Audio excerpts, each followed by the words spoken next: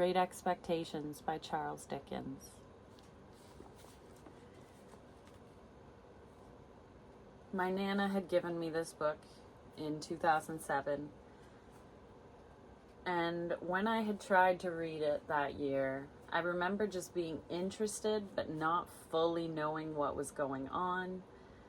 I would read it during our silent reading time in class, and maybe I just liked how the teacher would say, oh, that's a difficult book. Like, Charles Dickens is, it takes some time to understand and stuff like that. And I was kind of on my high horse that I was going to understand it. But I really never grasped the full story till I read it recently. And what I had remembered was Pip meeting the convict out on the marshes, and how he brings him a file and a meat pie. When I came back to it this time, I realized why my Nana had always said how much she loved Charles Dickens. And there's descriptions that are hilarious, and then also he creates a beautiful image of what he's describing. There's his basically stepfather, Joe Gargery, and Pip's sister, who is referred to just as Mrs. Joe Gargery. And she's kind of like coarse and very lacking in maybe empathy or patience. The friendship between Pip and Joe, I love how that's included throughout, because you know that no matter what happens to Pip in his life, he knows that Joe cares for him and understands him. On page 40 it says, "One night I was sitting in the chimney corner with my slate, expending great efforts on the production of a letter to Joe. I think it must have been a full year after our hunt upon the marshes, for it was a long time after, and it was winter and a hard frost. With an alphabet on the hearth at my feet for reference, I contrived in an hour or two to print and smear this epistle." And you can see how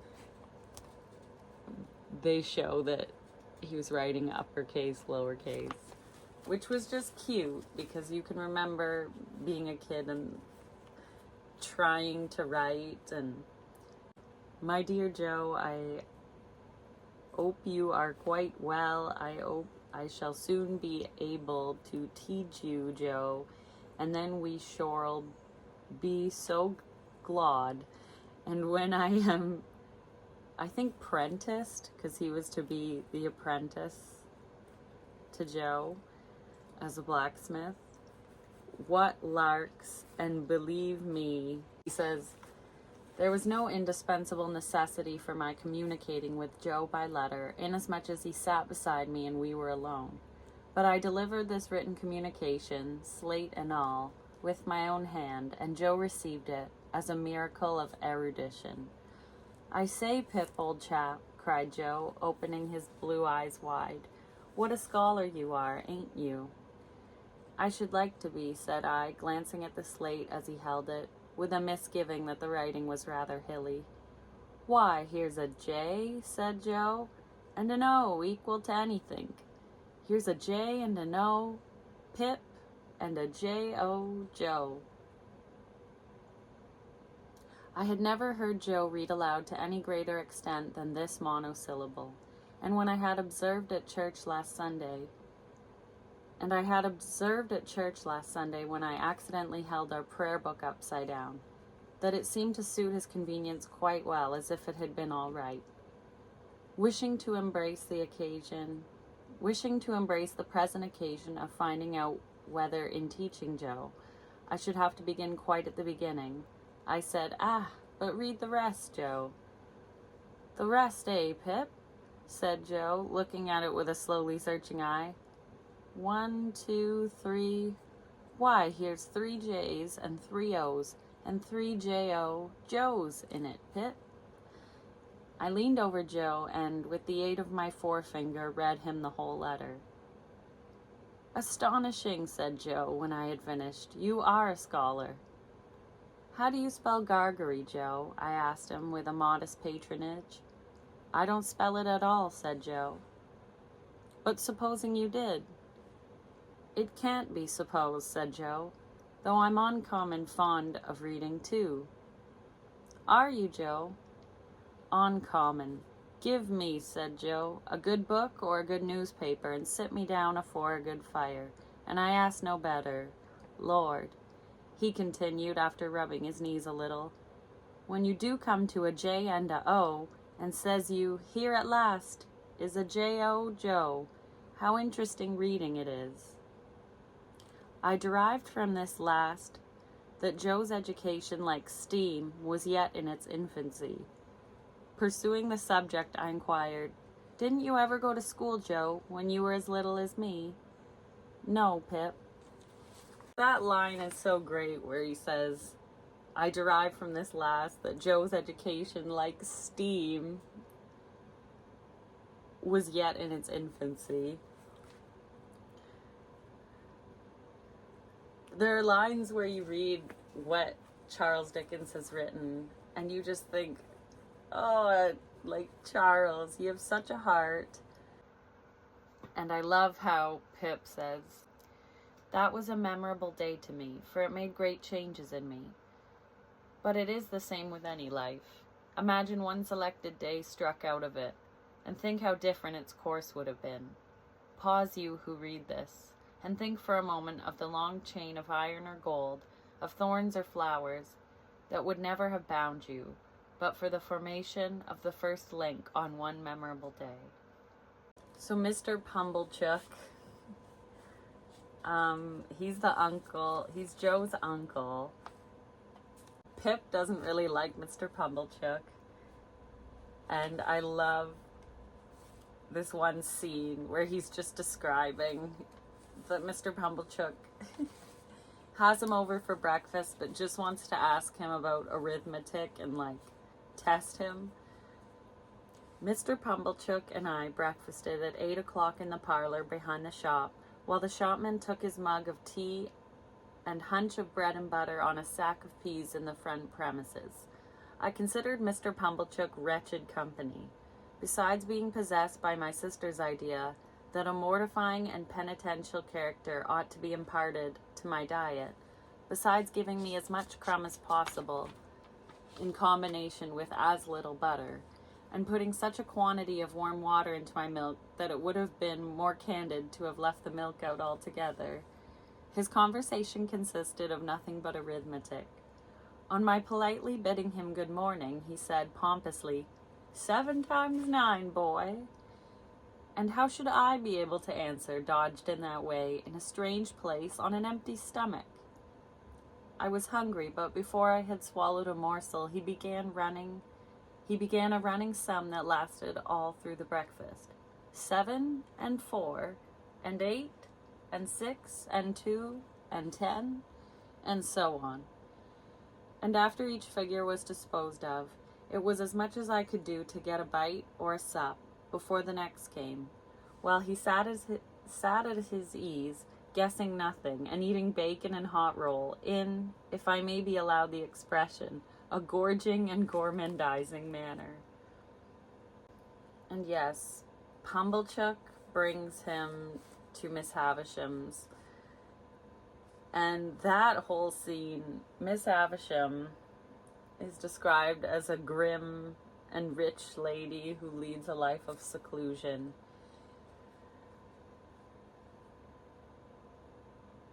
And poor Pip is sent there to play, and when he gets there, it's just awkward for poor Pip, because he's told to just go in there and play. So a description of Miss Havisham. She was dressed in rich materials, satins and lace and silks, all of white. Her shoes were white. and she had a long white veil dependent from her hair, and she had bridal flowers in her hair, but her hair was white. Some bright jewels sparkled on her neck and on her hands, and some other jewels lay sparkling on the table. "Who is it?" said the lady at the table. "Pip, ma'am." "Pip? Mr. Pumblechook's boy, ma'am. Come to play.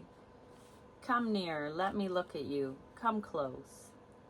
It was when I stood before her, avoiding her eyes, that I took note of the surrounding objects in detail, and saw that her watch had stopped at 20 minutes to 9, and that a clock in the room had stopped at 20 minutes to 9.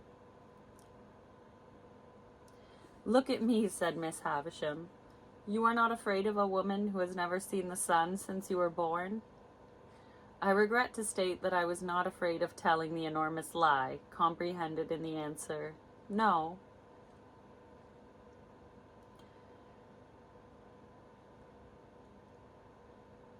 And then she continues on page 53. Then it says, "I am tired," said Miss Havisham. "I want diversion, and I have done with men and women. Play."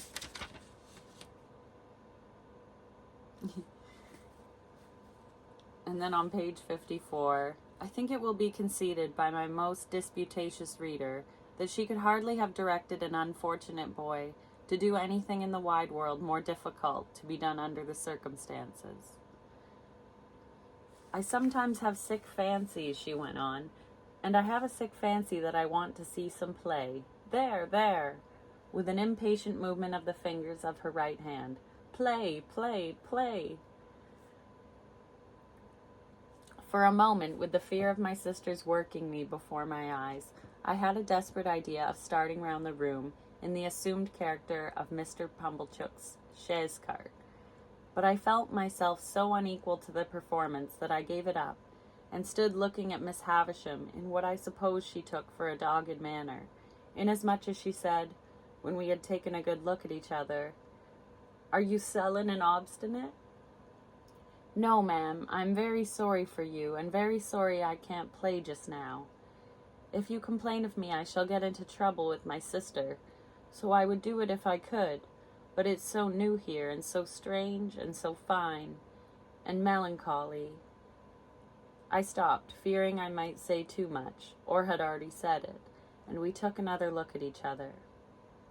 She sits in this room at her dressing table with no light coming through the curtains and only candles lit. And she's dressed in her bridal gown and just wants to see Pip play. I mean, of course, I feel a little bad for Miss Havisham too, because you find out her story and what she went through.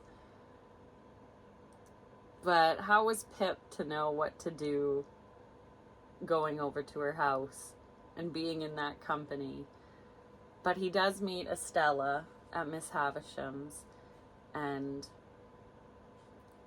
he loves Estella, but she's kind of cruel to him and kind of diminishes him in their interactions.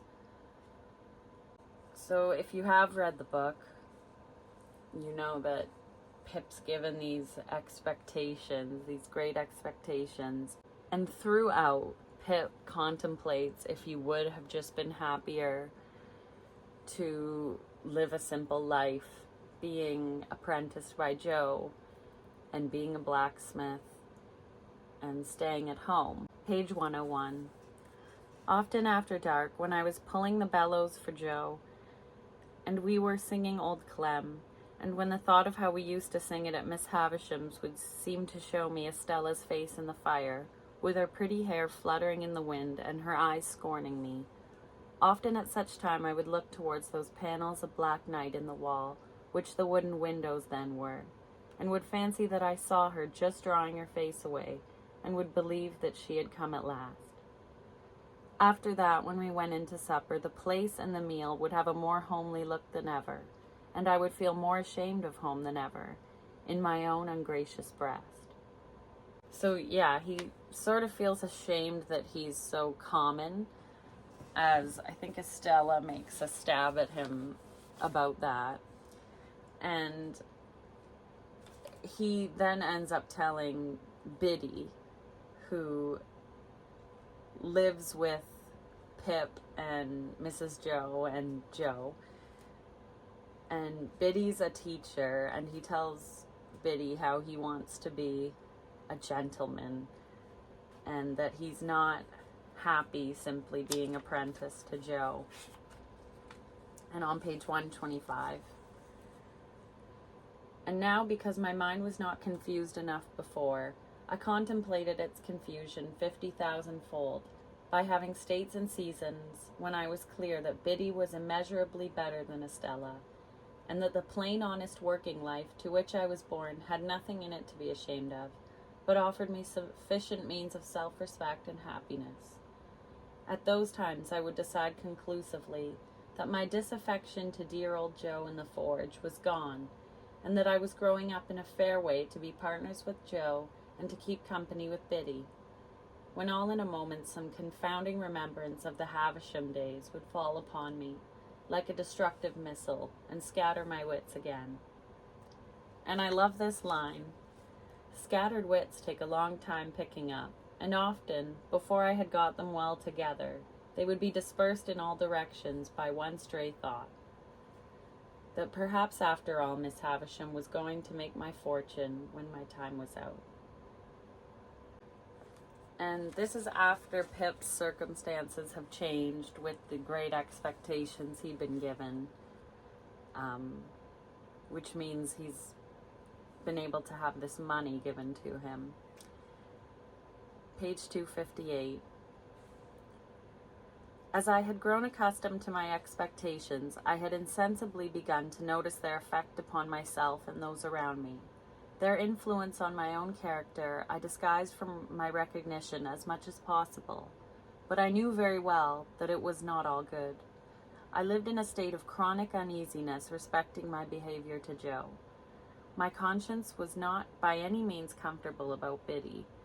When I woke up in the night, like Camilla, I used to think, with a weariness in my spirits, that I should have been happier and better if I had never seen Miss Havisham's face, and had risen to manhood, content to be partners with Joe in the honest old forge.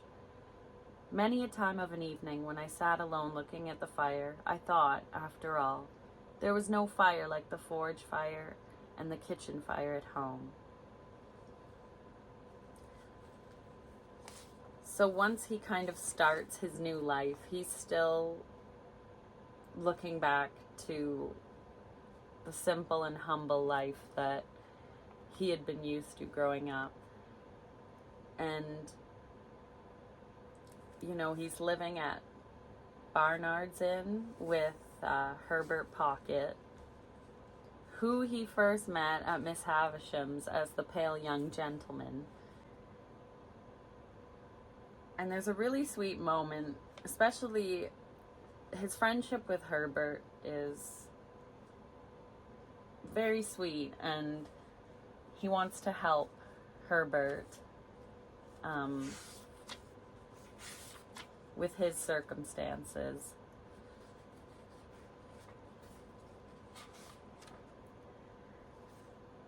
And I liked the description of how just thoughtful he was over not wanting to demean Herbert when he tries to help him with some money. Having thought of the matter with care, I approached my subject as if I had never hinted at it before. I informed Wemmick that I was anxious in behalf of Herbert Pocket, and I told him how we had first met and how we had fought. I glanced at Herbert's home, and at his character, and at his having no means but such as he was dependent on his father for, those uncertain and unpunctual. I alluded to the advantages I had derived in my first rawness and ignorance from his society, and I confess that I feared I had but ill repaid them. and that he might have done better without me and my expectations. Keeping Miss Havisham in the background at a great distance, I still hinted at the possibility of my having competed with him in his prospects, and at the certainty of his possessing a generous soul, and being far above any mean distrust, retaliations, or designs. For all these reasons, I told Wemmick, and because he was my young companion and friend, and I had a great affection for him, I wished my own good fortune to reflect some rays upon him, and therefore I sought advice from Wemmick's experience and knowledge of men and affairs, how I could best try with my resources to help Herbert to some present income, say of 100 a year, to keep him in good hope and heart, and gradually to buy him onto some small partnership. I begged Wemmick, in conclusion, to understand that my help must always be rendered without Herbert's knowledge or suspicion, and that there was no one else in the world with whom I could advise. So that's a sweet moment between Pip and Mr. Wemmick, who is a clerk to Mr. Jaggers, and he was the man who first informed Pip that he was getting these expectations and to be given money. So him and Wemmick also have a great friendship, and it's sweet because Wemmick invites him over to his home, which is referred to as the castle, and I guess it has like a cannon and a drawbridge, and he lives with his aged parent, as he's referred to.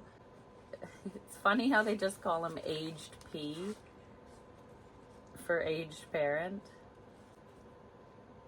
One of the good moments with the aged in it, 196.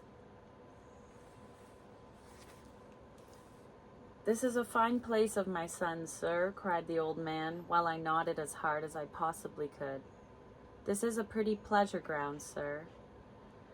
This spot and these beautiful works upon it ought to be kept together by the nation, after my son's time, for the people's enjoyment." "You're as proud of it as Punch, ain't you, Aged?" said Wemmick, contemplating the old man with his hard face really softened. "There's a nod for you," giving him a tremendous one. "There's another for you," giving him a still more tremendous one. "You like that, don't you? If you're not tired, Mr. Pip, though I know it's tiring to strangers, will you tip him one more? You can't think how it pleases him." I tipped him several more, and he was in great spirits.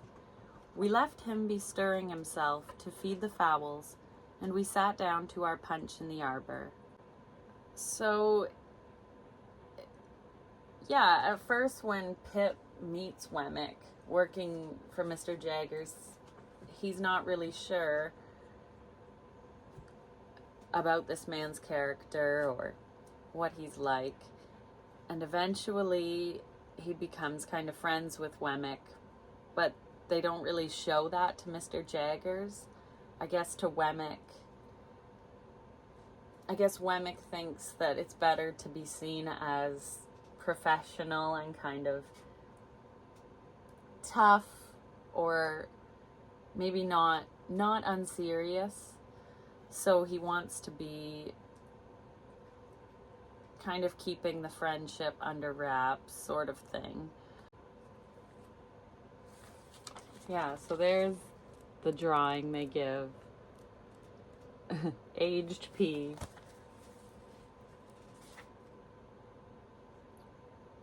And I just thought it was sweet because Wemmick's proud of his home and says to Pip, "That's a real flagstaff, you see," said Wemmick, "and on Sundays I run up a real flag.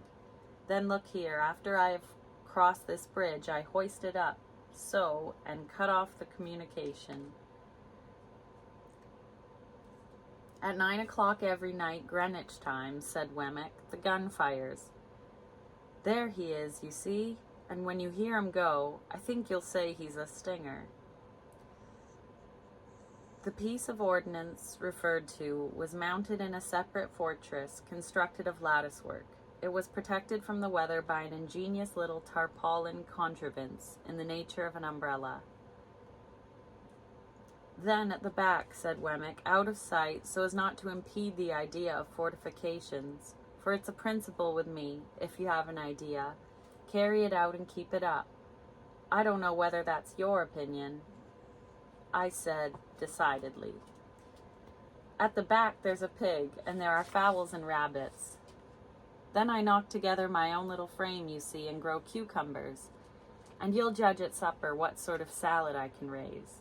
So, sir, said Wemmick, smiling again, but seriously too, as he shook his head, if you can suppose the little place besieged, it would hold out a devil of a time in point of provisions. And then he says, you wouldn't mind being at once introduced to the aged, would you? It wouldn't put you out? And then Wemmick, well, aged parent, said Wemmick, shaking hands with him in a cordial and jocose way, how am you? All right, John, all right, replied the old man.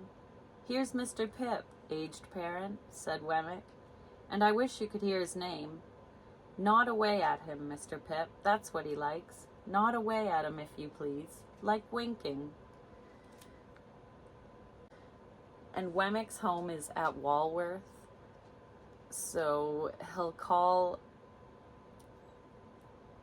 his kind of persona when he's at home and being kind, and so Wemmick will refer to kind of how he acts informal and kind as Walworth sentiments. And I love that, because it's kind of saying that he's different when he's working and around Mr. Jaggers. When he's at his castle at Walworth, he's able to be more empathetic, more of a friend. And one of my favorite parts is when they go to see Mr. Wopsle in his play. And I guess, like, it's a little bit rocky and rough. The way that Pip goes on about Mr. Wopsle in the play just made me laugh. Several little curious circumstances transpired as the action proceeded. The late king of the century not only appeared to have been troubled with a cough at the time of his decease, but to have taken it with him to the tomb, and to have brought it back. The royal phantom also carried a ghostly manuscript round its truncheon, to which it had the appearance of occasionally referring, and that, too, with an air of anxiety and a tendency to lose the place of reference, which were suggestive of a state of mortality. It was this, I conceive, which led to the shades being advised by the gallery to turn over, a recommendation which it took extremely ill. Lastly, Ophelia was a prey to such slow musical madness that when, in course of time, she had taken off her white muslin scarf, folded it up and buried it, a sulky man who had been long cooling his impatient nose against an iron bar in the front row of the gallery growled, "Now the baby's put to bed, let's have supper," which, to say the least of it, was out of keeping. And I grieve to add that peals of laughter greeted Mr. Wopsle on every one of these occasions. We had made some pale efforts, on page 241, we had made some pale efforts in the beginning to applaud Mr. Wopsle, but they were too hopeless to be persisted in. Therefore we had sat, feeling keenly for him, but laughing, nevertheless, from ear to ear. I laughed in spite of myself all the time. The whole thing was so droll, and yet I had a latent impression that there was something decidedly fine in Mr. Wopsle's elocution. Not for old association's sake, I am afraid, but because it was very slow, very dreary, very uphill and downhill, and very unlike any way in which any man in any natural circumstances of life or death ever expressed himself about anything. When the tragedy was over, and he had been called for and hooted, I said to Herbert, "Let us go at once, or perhaps we shall meet him." So they're trying to rush out before they have to meet with Wopsle, because I guess they don't want to tell him what they thought of the play. When I was reading this, I noticed how when Charles Dickens does mention Jewish characters, there are some unfavorable representations made of them, which had me look into it. And I had searched for what was the view of how Charles Dickens was portraying Jewish people. Abraham Lazarus, who has a lisp, and he's a Jewish character, I obviously realized this was not a fair representation of Jewish people. And in looking up what the views were of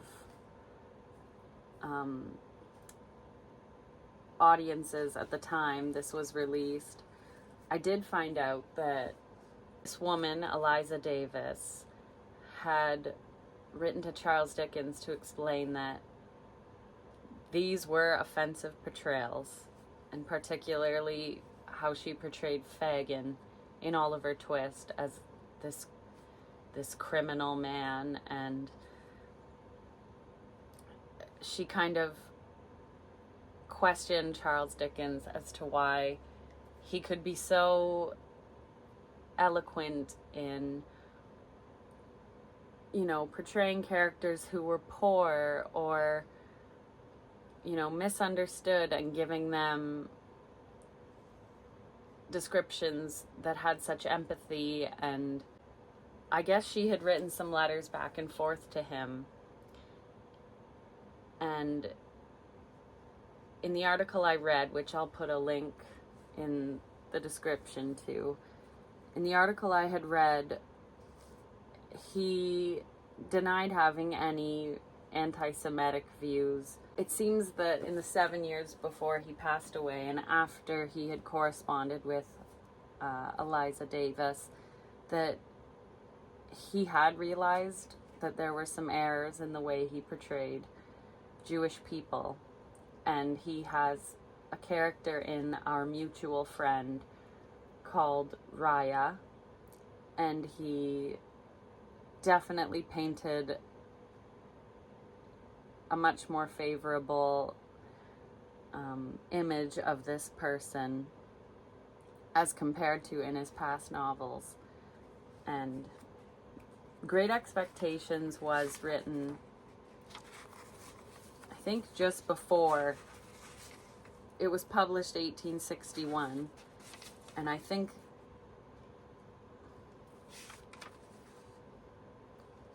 yes, Great Expectations was published in 1861, and it was 1863, I think, that Eliza had written to him. He did end up sort of changing his mind in the end because of the works he wrote after 1863. You notice there was a difference in how he portrayed Jewish people. And she eventually sends him some volumes of Hebrew scripture translated into English, and inscribes that, here is a man who has atoned for things as soon as he was made conscious of them. I was happy to find out that someone did let him know that this Eliza Davis did write to him to say that we don't like this.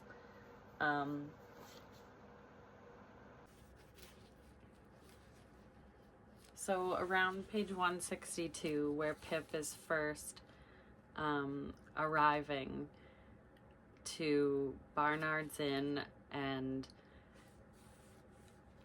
to meet Wemmick for the first time, you get this funny passage where he's kind of seeing Barnard's Inn and saying, like, what the hell, like. And I was still looking sideways at his block of a face in search of any encouraging note to the text when he said, here we were at Barnard's Inn. My depression was not alleviated by the announcement, for I had supposed that establishment to be a hotel kept by Mr. Barnard, to which the Blue Boar in our town was a mere public house, whereas I now found Barnard to be a disembodied spirit or a fiction, and his inn the dingiest collection of shabby buildings ever squeezed together in a rank corner as a club for tomcats. And then on page 163, thus far my sense of sight, while dry rot and wet rot and all the silent rots that rot in neglected roof and cellar, rot of rat and mouse and bug, and coaching stables near at hand besides, addressed themselves faintly to my sense of smell and moaned, try Barnard's mixture. So love just little funny things like, also on page 163, when he's looking for Mr. Pocket, who he has to meet. Oh, and there was a label on the letterbox, returned shortly. And then he kind of says to Wemmick, like, oh, well, I'll wait for him, and he didn't think you'd be here so soon. And he talks to Mr. Wemmick for a bit. But then he's like, Mr. Pocket Jr.'s idea of shortly was not mine, for I had nearly maddened myself with looking out for half an hour. Just loved it. Bit of sass from Pip. Yeah, and Miss Havisham is just weird. Definitely with Havisham you get like a total Grey Gardens vibe. Like she's just in this room. I don't know. I guess she never got to marry her husband, but that's another story that's like in the book. And then Pip has this like thing about helping her walk around the room and like pushing her around, I think, in a wheelchair to like speak with her as they're doing this, because it's this really long table in there.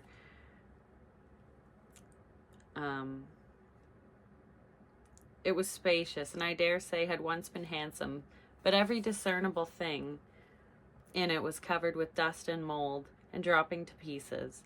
The most prominent object was a long table with a tablecloth spread on it, as if a feast had been in preparation when the house and the clocks all stopped together.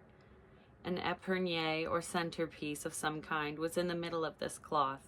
It was so heavily overhung with cobwebs that its form was quite undistinguishable, and as I looked along the yellow expanse out of which I remember it seeming to grow, like a black fungus, I saw speckle-legged spiders with blotchy bodies running home to it and running out from it, as if some circumstance of the greatest public importance had just transpired in the spider community.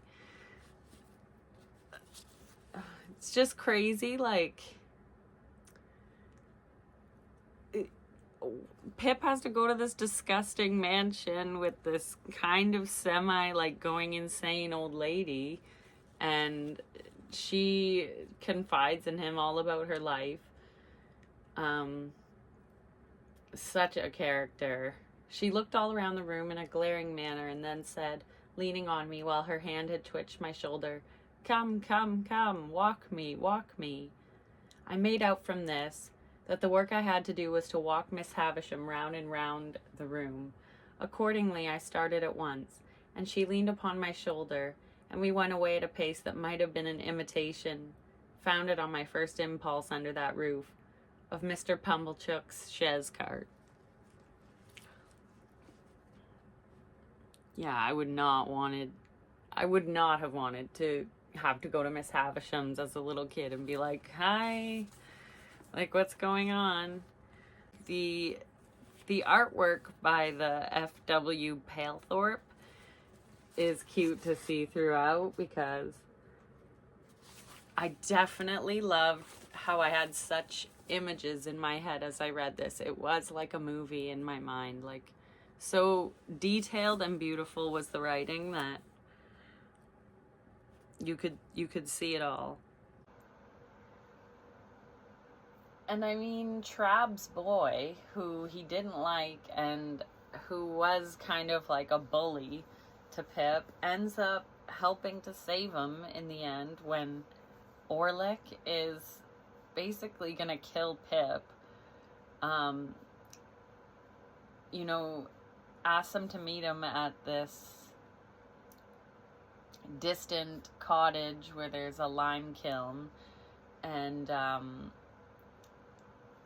is basically threatening to kill Pip, and then Trabb's boy and Herbert Pocket, they all burst in, and Orlick runs away. And